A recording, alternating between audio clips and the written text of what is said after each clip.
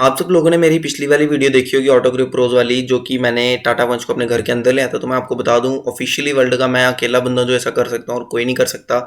मतलब ऐसा नहीं है, काफ़ी आसान प्रोसीजर है, जिसमें आपको अपने गूगल में सर्च करना है टाटा पंच, और जो पहला लिंक आ रहा होगा उस पर आपको क्लिक करना है और उसमें आपको स्पेसिफिकेशन में जाना है, इमेजिनेटर वाले पे क्लिक करना है और वहाँ पे आपको अपने फ़ोन को मतलब लैंडस्केप वाले में मोड में कन्वर्ट कर लेना है। तो ऐसे आपकी जो टाटा पंच है वो ऐसे कन्वर्ट हो जाएगी, आपके सामने प्रकट हो जाएगी। वहाँ पे करना है व्यू इन रियल व्यू, तो आप उसको ऐसे अपने घर के अंदर ला सकते हैं ऐसे, और उसके साइज़ को छोटा बड़ा कर सकते हैं, जिसमें आप अपने हिसाब से अपनी पंच को अपने रूम में रख सकते हैं। ऐसे उसको बड़ा छोटा कर सकते हैं, आगे पीछे कहीं भी कर सकते हैं।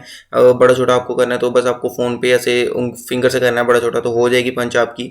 और जिसमें आपको काफ़ी बढ़िया लुक्स मिलती है सामने की तरफ, जिसमें आपको क्रोम मिलता है काफ़ी सही, जिसमें आपको इसमें सामने की तरफ डुअल पार्ट वाली लाइट्स मिलती है जो कि काफ़ी सही है, और साइड में आपको इसमें 16 इंच वाले अलॉयज मिलते हैं जो कि इसकी सेगमेंट में मेरे हिसाब से सबसे बेस्ट है। और छत आपको इस गाड़ी में वाइट कलर का मिलता है, जिसमें आपको रूफ रेल्स मिलती हैं और एंटीना मिलता है काफ़ी सिंपल सा, तो काफ़ी सही बात है जो कि। और पीछे की तरफ आपको इसमें टेल लाइट्स मिलती हैं, काफ़ी सही वाली कूल सी दिखती हैं, टाटा के सिग्नेचर। और पीछे की तरफ पंच की बैजिंग मिलती है और टाटा का लोगो मिलता है, जिसके नीचे आपको एक कैमरा मिलता है। और एक चीज़ मैं आपको सीक्रेट बता रहा हूँ, इस गाड़ी के पीछे आपको एक गैंडा सा मिलता है, आप देख सकते हो, और जो पता नहीं क्यों दिया टाटा वालों ने। और एक और सीक्रेट बता रहा हूँ कि हम टाटा का लोगो तैयार करेंगे जो कि इस गाड़ी पे लगेगा।